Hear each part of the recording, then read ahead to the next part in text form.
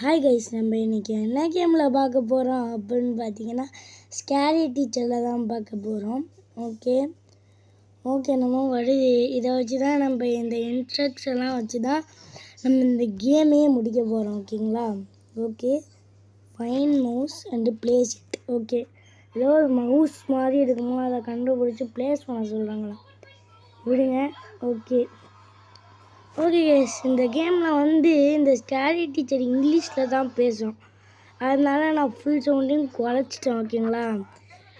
Okay, நம்ம இப்போ அந்த பக்கமாக இந்த பக்கம் போயிடுவோம். ஓகேங்களா? இந்த ஜன்னல் வழியாக நம்ம உள்ளே போகிறோம்.